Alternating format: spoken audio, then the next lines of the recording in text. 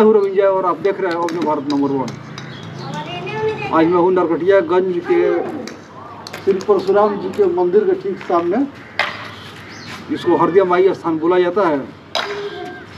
अब हमारे साथ हैं संजय उपाध्याय जी, जो ब्राह्मण समाज के, अब किस पद पर हैं अभी? जी, जिला संयोजक हैं पश्चिमी चंपारण बिहार के विप्र समाज के। इनसे कुछ हम लोग चर्चा कर रहे हैं ब्राह्मण समाज और भाजपा के बारे में। संजय जी, हमारे चैनल में आपका स्वागत है। जी, आपका बहुत बहुत स्वागत। आपका जितने भी दर्शक देख रहे हैं सभी को स्वागत। सबसे बड़ी बात है कि आपने परशुराम जी का जयंती मनाया और आपका जो आयोजन था बहुत अच्छा लगा, चर्चा का विषय भी है शहर में, तो इसके लिए भी आपको हार्दिक बधाई। मैं एक चीज़ पूछना चाहता हूँ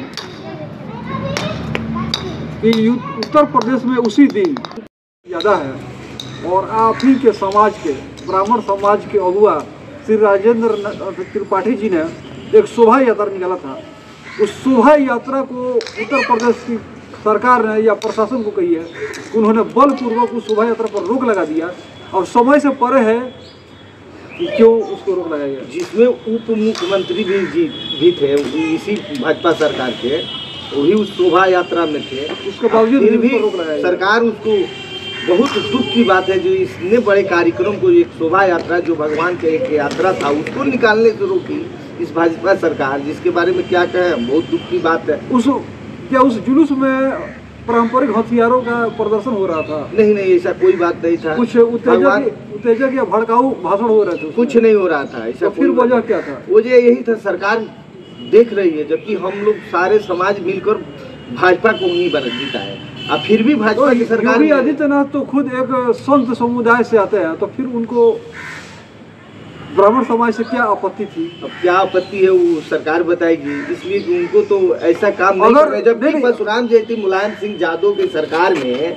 जबकि छुट्टी रद्द थी, परशुराम जयंती के दिन उत्तर प्रदेश में सरकारी छुट्टी हुआ करती थी। आज भाजपा की सरकार में, जबकि इसके लिए योगी जी हैं, सनातन के हैं, फिर भी वो छुट्टी को रद्द कर दिए। लेकिन क्या करें? मेरा ये कहना है कि जब मुलायम सिंह की सरकार थी और उसमें विपक्ष के ये सांसद हुआ करते थे योगी आदित्यनाथ जी, तो उनको जान मारने की धमकी मिली थी। इसकी आज भी वीडियो है कि वो संसद में फुट कर रोए थे, तो सबसे पहले ब्राह्मण समाज ने ही उनको सहारा दिया। और उसके बावजूद भी उनका मन में पता नहीं कैसी कुंठा है कोई। आज ब्राह्मणों पर जितने उत्तर प्रदेश में अत्याचार हो रहा है, प्रत्येक दिन देखा जाए ब्राह्मण पर कितना अत्याचार हो रहा है, फिर भी हमारे समाज चुप है। तो समाज चुप है, तो इसीलिए मैं आपको बोला हूँ कि आप समाज का प्रतिनिधित्व करते हैं और मेरे चंद सवालों का आप जवाब दे दें। मेरा ये कहना है कि योगी आदित्यनाथ को क्या दिक्कत है, जब ब्राह्मण समुदाय ने उनको वोट दिया, उनको समर्थन दिया है, उनको सुरक्षा भी प्रदान किया है, जब रो रहे थे संसद में बच्चे की तरफ फुट कर रो रहे थे तब, तो फिर उनको दिक्कत क्या है? अगर उनको बहुत ज़्यादा इतिहास की गहराई में जाना है तो आज से हजार साल पहले परशुराम जी हुआ करते थे और उन्होंने क्षत्रियों का नरसंहार किया था, तो ये तो बाबा आदम की जमाने की बात हो गई, ये तो ग्रंथों की बात हो गई। अब उसको कोई आज भी न ढोए तो उसके बुद्धि पर मुझे तरस आती है। ये तो पागलपन है, विद्रूपता है, उसका मानसिक दिवालियापन है कि ऐसे हजार साल पहले की बात उसका आज जिक्र करें और उसकी बातें करें। वो किस परिस्थितियों में उन्होंने क्षत्रियों से संहार किया था और क्षत्रियों का पूरा समूह संहार कर दिया, तो फिर आज राजपूत बिरादरी कहाँ से है? अगर राम जी को बोला जाए कि आपने ब्राह्मण की हत्या कर दी, रावण का समूल नाश कर दिया, तो आज ब्राह्मण है नहीं क्या? वो किन परिस्थितियों में हुआ था, वो कौन से अत्याचारी थे, कौन से जुल्म सितम करने वाले थे, जिसकी गहराई में आप नहीं जाते हैं। और ये ग्रंथों की बात आज मैं फिर से जिक्र कर रहा हूँ, उतने सालों की बात आप कर रहे हैं, ये तो हास्यास्पद बात है। किसी न किसी वजह से उनको निजी कुंठा ब्राह्मण का। मैं ये आपसे ये कहना चाहता हूँ कि ब्राह्मणों का स्वाभिमान जरूरी है कि भाजपा का सम्मान जरूरी है? ब्राह्मण का सम्मान जरूरी है। जब तक ब्राह्मण को जहाँ सम्मान नहीं मिलेगा वहाँ ब्राह्मण जाएगा। क्या ब्राह्मण समाज भाजपा का गुलाम है क्या? भाजपा सरकार नहीं, जो आजकल हमारे समाज से नेता बने हुए हैं वो भाजपा के गुलाम बन चुके हैं, जिनके कारण हमारे समाज को लुभा रहे हैं। इसलिए हम अपने सारे समाज से कहते हैं कि कम से कम इस पर विचार दो चार लोगों को टिकट अगर मिल जाता है भाजपा से, तो इसका मतलब ये नहीं होता कि पूरा ब्राह्मण समाज का कल्याण हो गया भाजपा से। आज स्वर्ण समाज आज कितना कष्ट में है, सब कुछ देख रहा है। स्वर्ण समाज में बात नहीं कर रहा हूँ, मैं सिर्फ ब्राह्मण समाज की बात कर रहा हूँ। स्वर्ण समाज में भी ऐसा नहीं है। और मैं आदित्यनाथ, योगी आदित्यनाथ का आपको बारे में बताया है, उनको निजी कुंठा है, कहाँ वो ब्राह्मणों का सहयोग कर रहा है। अगर सहयोग करते, सम्मान करते हैं और वोट बैंक की अहमियत रखते हैं, तो वो परशुराम जी के जुलूस पर रोक लगाने की जरूरत नहीं पड़ती। न जुलूस में हथियार था, न जुलूस में उत्तेजक भाषण होते, न कोई जातिवाद का बात हो रहा था। तो फिर और समाज से परे की बात है कि आपका मंत्री का क्या नाम था जो उसमें शामिल थे? ब्रजेश पाठक। जब ब्रजेश पाठक जी उस जुलूस में शामिल थे, आपके केंद्रीय मंत्री हैं, तो फिर उस पर रोक लगाने की, बलपूर्वक उस पर रोक लगाने की जरूरत है। और क्या करना चाहिए ब्राह्मणों का आज जैसा कि हाल चल रहा है? आज ब्राह्मण विचार करें, एक मत हो और सारे ब्राह्मण एकजुट हो, जहाँ भी मत दें वो एक साथ मत दें। हम लोग आपस में जो बिखड़ रहे हैं इस बिखराव को बंद करें। तो फिर देंगे किसको?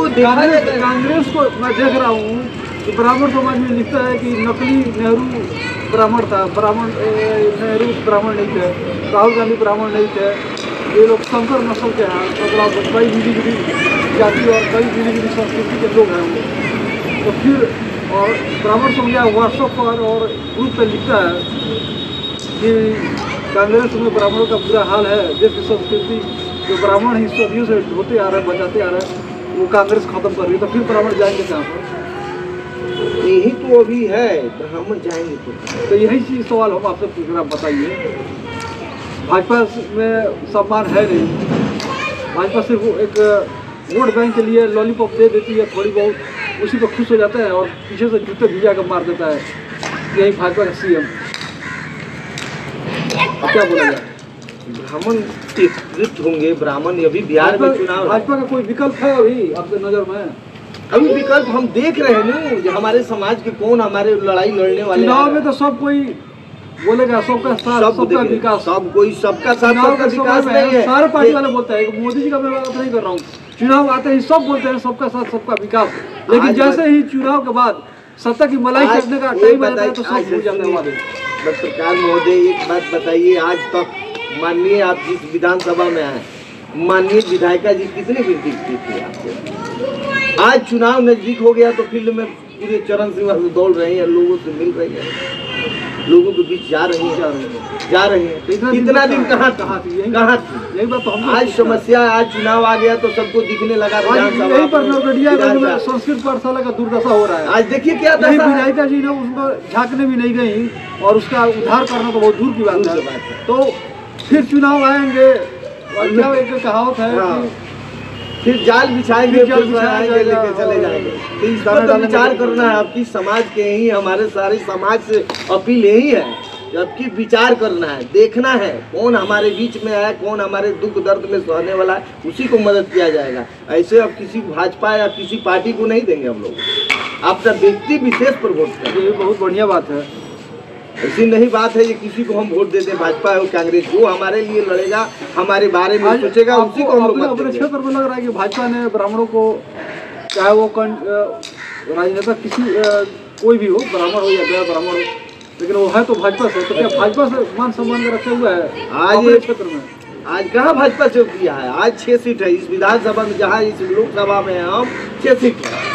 आज एक भी बताइए जो कोई एक भी है जो कौन जाति चाहता है जो हमारे ब्राह्मण समाज को टिकट मिला है, बताइए एक को। शहरी क्षेत्र में ब्राह्मणों की संख्या कितनी होगी? नरकटियागंज शहरी क्षेत्र में, नरकटियागंज विधानसभा की बात करते हैं, शहरी क्षेत्र कम है, 40 से 42 हज़ार वोट है हमारे समाज के शहरी क्षेत्र पे। शहरी क्षेत्र में इस विधानसभा क्षेत्र में कितना है? शहरी तो अनुमान में क्या बताएं? क्या शहरी क्षेत्र में भाजपा का इतना संख्या नहीं है कि यहाँ का नगराध्यक्ष भाजपा से हो जाए? इतना संख्या नहीं है कि एक भाजपा का नगराध्यक्ष हो जाए? क्या है सर ये? तो फिर मैं देख रहा हूँ कि कई टाइम से भाजपा का कोई नगराध्यक्ष क्यों नहीं बनता है।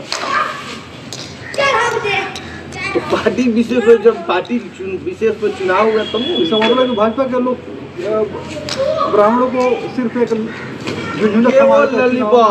लॉलीपॉप, वो भी देते नहीं है, सिर्फ बात केवल बताते हैं। कुछ नेता लोग हैं जिनके संगत व्यवहार जिसके चलते कुछ समाज के लोग लगे हुए हैं, जुड़े हुए हैं, पार्टी को मदद कर रहा है, पार्टी के साथ जुड़े हैं।